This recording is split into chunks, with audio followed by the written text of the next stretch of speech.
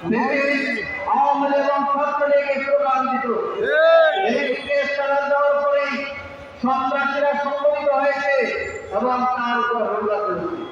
প্রিয় ভাই এবং বন্ধুগণ, তার জনতার সমাজ পেয়েছে হঠাৎ হওয়ার ভূমিকা গ্রহণ করতে পারেনি। আমরা এই ব্যর্থতার জন্য ইসরায়েল সরকারকে ভূমিকা পালন করার জন্য যথাযথ আইনি পদক্ষেপ নেওয়ার জন্য আমরা জোর দাবি জানাচ্ছি। আপনারা লক্ষ্য করেছেন বাংলাদেশের বিভিন্ন জায়গায় 11টি লোকের প্রার্থীদের উপর আঘাত হচ্ছে।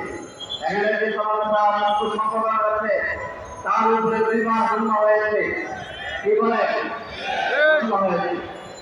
এবং মেয়েদের উপর হামলা হচ্ছে, মহিলাদের কাজ করতে পারছে না। ঢাকা আপনাদের জন্য আমার একজন আঘাত করা হয়েছে, এইটা আমরা সহ্য করবো না।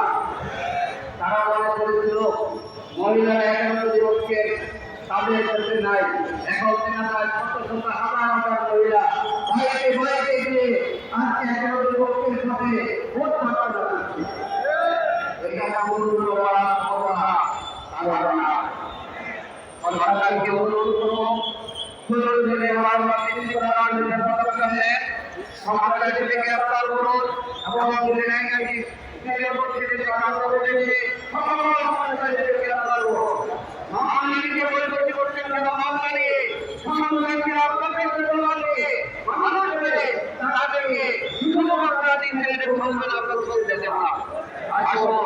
একটি আমরা চাই কিন্তু আমরা জনগণের রায়ের মধ্যে দিয়ে এই হত্যাকাণ্ডের বিরুদ্ধে জনগণ প্রতিশোধ নেবে। আপনারা জানেন এই বিএনপি এবং আমাদের প্রতিপক্ষ একটা দল, আমরা 11 দল। শক্তি কার বেশি? 11 দল। আমরা শক্তি হিম্মত দেখাবো, কিন্তু 12 তারিখে নির্বাচন সুষ্ঠু করার ক্ষেত্রে সাহস হিম্মতের সাথে আমরা এগিয়ে যাব।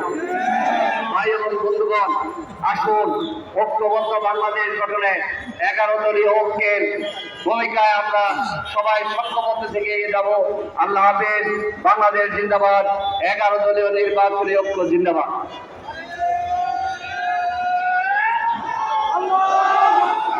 উপস্থিতি এই পর্যায়ে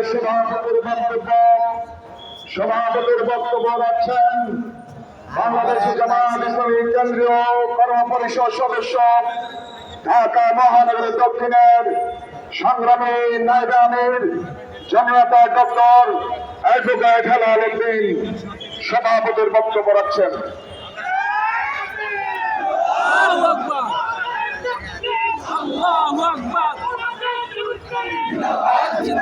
বিসমিল্লাহির রহমানির রহিম। শেরপুর 3 ঝিনাইগাতি এবং শ্রীবর্তী